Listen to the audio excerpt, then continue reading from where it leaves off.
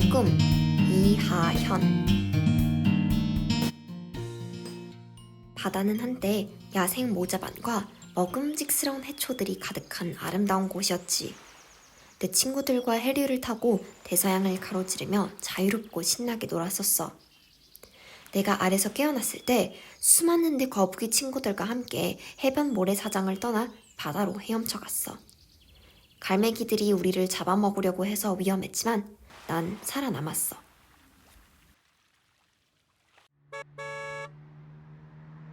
하지만 지금은 해안에서 빛나는 도시의 불빛들 때문에 내가 어디에 있는지도 잘 모르겠어.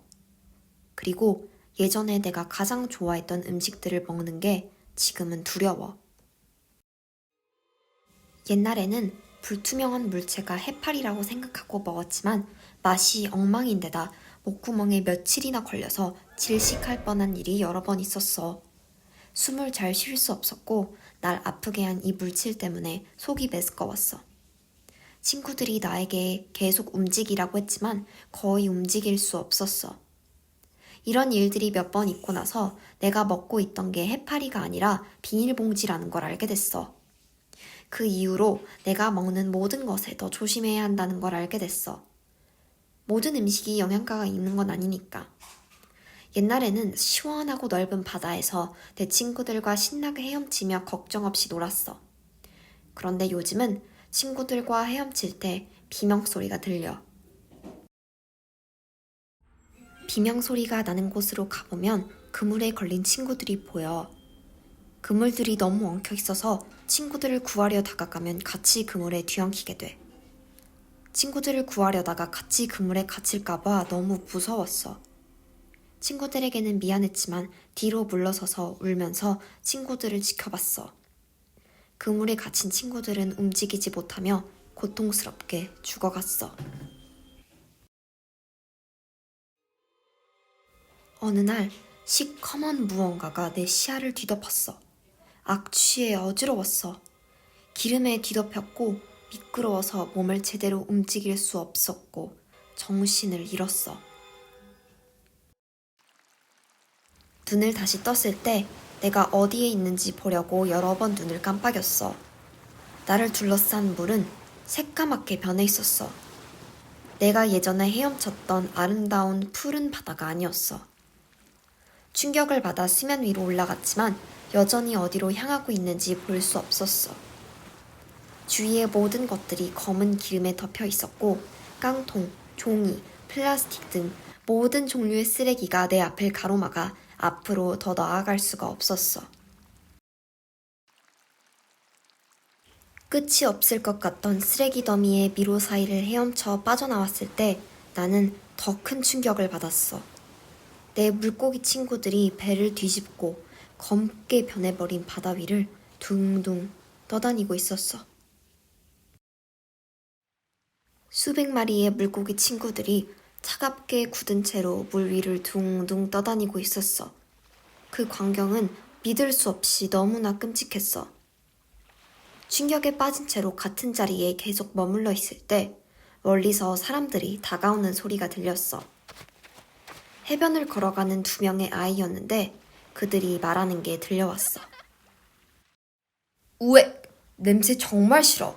나 여기 오기 싫어. 여기 너무 냄새나고 더러워. 남자아이가 바다에서 나는 악취와 더러워진 바다의 모습에 대해 불평하는 걸 들었어. 잠시 후 대화가 다시 시작됐어. 맞아, 도진아. 냄새도 이상하고 더럽지만 바다가 이렇게 된 건 우리 때문이야. 사람들이 계속해서 쓰레기를 바다에 버려서 바다가 오염된 거야. 저기 물고기들도 우리 때문에 죽게 된 거야. 하지만 서해야, 나는 아무 잘못이 없어. 다른 사람들이 그랬을진 몰라도 나는 한 번도 바다에 쓰레기를 버린 적이 없어. 너가 직접 쓰레기를 바다에 버린 적은 없어도 네가 평소에 생활하면서 만들어낸 쓰레기들은 바다에 버려져. 이 모든 일에 대해 다른 사람들의 탓으로 돌릴 순 없어. 우리 모두가 한 일이야. 바다 오염이 더 심각해지기 전에 지금이라도 빨리 막아야 해. 어깨를 으쓱거린 도진이 물었어. 하지만 어떡해? 우리는 아무것도 바꿀 수 없는 어린 아이들이야. 우리 둘만의 힘으로 갑자기 바다 오염을 막을 수는 없어. 하지만 오늘부터라도 시작하면 돼. 평소에 재활용을 하고 비닐봉지 대신에 에코백을 사용해. 플라스틱 병을 재사용하고 재활용이 가능한 종이 빨대를 사용하거나 해변에 쓸려온 쓰레기들을 줍는 등 할 수 있는 것들은 너무나 많아. 일상에서의 작은 습관들이 큰 문제를 해결할 수 있는 길이야. 네가 시작하면 다른 사람들도 너를 보고 같이 하게 될 거야. 그러니까 내일로 미루지 말고 지금부터 바로 시작해보자고. 나는 해가 질 때까지 해변에서 쓰레기를 줍는 두 어린아이를 미소 지으며 계속 바라보았어. 어떻게 하면 거북이 친구들을 도와줄 수 있을까?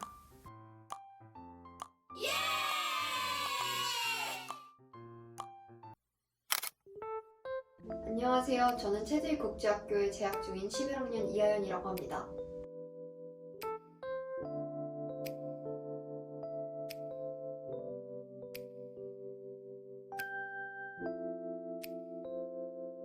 (1년) 전 어린 사촌동생과 함께 우연히 바다환경 다큐 프로그램을 보게 됐어요. 심각하게 파괴된 바다 생태계와 그 안에서 죽어가는 바다 생물에 대한 내용이었는데, 저는 이미 여러 매체를 통해 이 문제에 대해 알고 있었지만 제 동생은 이런 지구의 모습에 매우 놀라고 마음 아파하더라고요. 하지만 저 역시 이 다큐 프로그램을 통해 알게 된 것은 해양 생태계를 되살리는 방법이 우리 일상에서 시작할 수 있는 아주 간단한 일이었다는 거예요.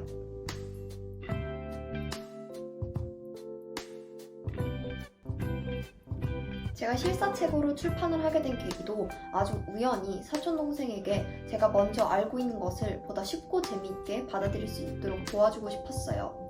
그리고 제가 생각했던 것보다 더 기대 이상으로 사촌동생은 거북이의 꿈을 재미있게 읽어줬고, 거북이를 걱정하며 바다 환경을 되돌리기 위해 스스로 해야 할 일이 무엇인지 쉽게 이해해줬어요.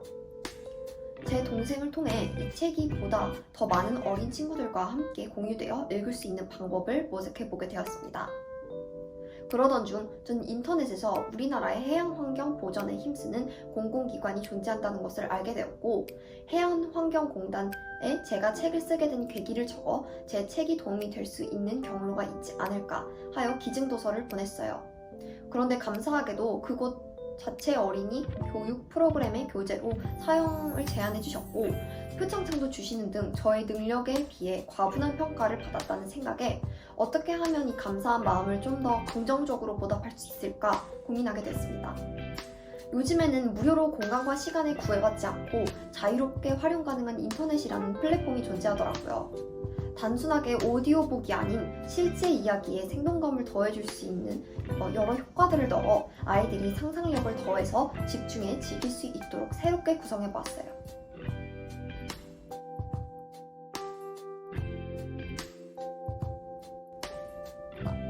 저는 어린 친구들에게 보다 쉽고 재미있는 방법으로 바다 오염에 대해 알려줄 수 있지 않을까라는 생각이 들었어요.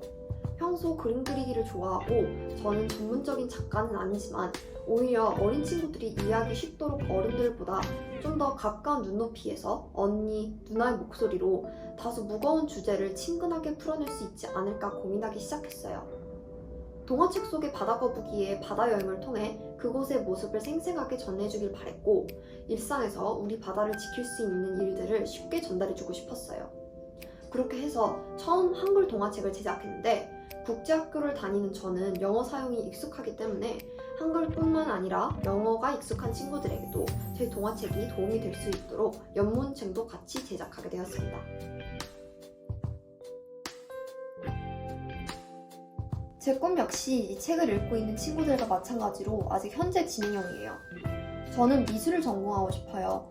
제가 미술의 매력을 느낀 이유는 하나의 작품에서도 개개인의 경험과 감성에 따라 그 해석이 다르다는 것이에요. 그리고 반대로 하나의 그림만으로도 모두 공통의 감정을 만들어낼 수도 있는 것 같아요. 작가가 의도한 대로 말이에요. 저는 그림을 그리고 제 감정을 그림으로 표현할 수 있을 때 가장 행복한 것 같아요. 그리고 더 큰 욕심이 있다면 제가 사랑하는 일을 통해 사회에 선한 영향력을 줄 수 있는 사람이 되고 싶어요. 우리가 살고 있는 지구 환경을 지켜야 하는 일은 누구나 잘 알고 있지만 일상생활 속에서 편리함을 위해 잘 지켜지지 않기도 하고 우선순위에서 밀리기도 하는 것 같아요. 아직 어떻게 제가 가진 능력을 발휘해야 할지 저도 여전히 많이 노력하고 고민해야 할 것 같아요.